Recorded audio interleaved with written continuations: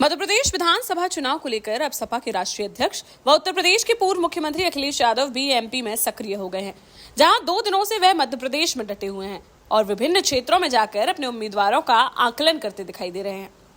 Media से बातचीत में उन्होंने कहा कि वह एमपी में स्थिति का जायजा लेने आए हैं कि अगर वह गठबंधन में आते हैं तो उनके प्रत्याशी जीतने में सक्षम हैं या नहीं। उन्होंने साथ ही यह भी साफ कर दिया कि गठबंधन को लेकर विपक्षी दलों से अभी उनकी बात चल रही है।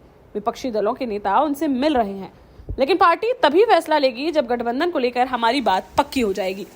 इस दौरान उनके साथ बुंदेलखंड के कद्दावर नेता झांसी की गरौठा सीट से पूर्व विधायक दीपनारायण सिंह यादव भी सभी कार्यक्रमों में दिखाई दिए।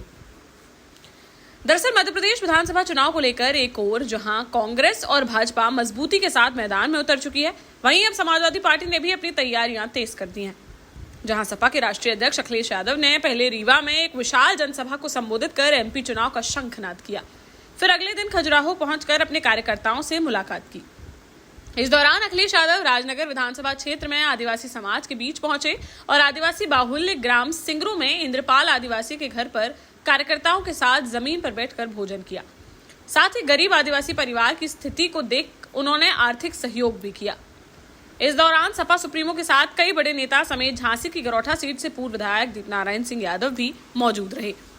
मीडिया से बातचीत में अखिलेश यादव ने कहा कि वह एमपी में स्थिति का जायजा लेने आए हैं कि अगर आप गठबंधन में आते हैं तो आपको स्थिति का आकलन करना होगा कि प्रत्याशी जीतने में सक्षम हैं कि नहीं। उन्होंने कहा कि अगर गठबंधन से लड़े हैं तो बीजेपी को हरा पाएंगे या नहीं, इसको लेकर वह जमीनी हकीकत जानने के लिए यहाँ आए हैं। पता किस स्तर से ये बात आ रही है, ये बात आपको नहीं कहनी चाहिए, क्योंकि जब उत्तर प्रदेश का चुनाव था तो हम लोगों ने पत्र लिख करके सभी दलों से सहयोग मांगा था और उसमें सभी दलों ने सहयोग दिया। उसका परिणाम यह हुआ कि 50,000 के वोट के लगभग से समाजवादी पार्टी का प्रत्याशी वहां जीता। उत्तराखंड में समाजवादियों से किसी ने भी समर्थन नहीं मांगा, किसी ने फोन तक नहीं किया। इसीलिए मध्य प्रदेश में जब हम आए हैं तो हमारी पार्टी का जो संगठन है, हमारी पार्टी के लोगों का जो मेहनत की है उसको एसेस करना चाहते हैं, आकलन करना चाहते हैं कि आखिरकार ये जमीन पर है कि नहीं है। अब मान लीजिए बबलू पटेल हैं, यहाँ कोई गांव नहीं छोड़ा जिसको ये पैदल से पदयात्रा कर करके लोगों से संपर्क न किया हो।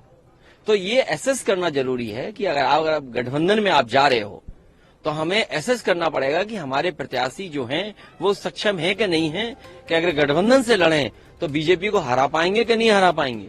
इस दौरान अखिलेश यादव उज्जैन में लड़की के साथ हुए रेप के मामले में भी सरकार को घेरते नजर आए और कहा कि दोषियों को सख्त से सख्त सजा मिलनी चाहिए। समय पर ऐसी घटनाएं होना और हम लोगों के सामने ये संकट आना कि ये सूचनाएं हम लोग को मिलनी, ये बहुत ही दुर्भाग्य की बात है। सरकार को कठोर कार्रवाई करनी चाहिए और इस सरकार को जवाब ये देना चाहिए कि पिछले इतने 20 साल से सरकार में रहे हैं तो आखिरकार बेटियों की, माताओं बहनों की सुरक्षा के लिए क्या काम किया इन्होंने, और सुरक्षा के लिए काम नहीं किया। उसी का परिणाम ये है कि ऐसी घटनाएं हो रही हैं। आपको बता दें कि अखिलेश यादव पहले ही घोषणा कर चुके हैं कि समाजवादी पार्टी विधानसभा चुनाव में 20% महिलाओं को टिकट देगी और साथ ही ऐलान किया है कि अगर समाजवादी पार्टी को मध्य प्रदेश में सरकार बनाने का मौका मिला तो बहनों को 6,000 रुपए प्रति माह, गाँव में सोलर पैनल लगाकर गरीब आदिवासियों को फ्री बिजली और मुफ्त आवास दिया जाएगा। साथ ही उन्होंने यह भी साफ कर दिया है कि वह मध्य प्रदेश में गठबंधन के साथ भी चुनाव लड़ सकते हैं। फिलहाल अब देखना होगा कि मध्य प्रदेश चुनाव में बीजेपी को हराने के लिए समाजवादी पार्टी किसके साथ गठबंधन करती नजर आती है।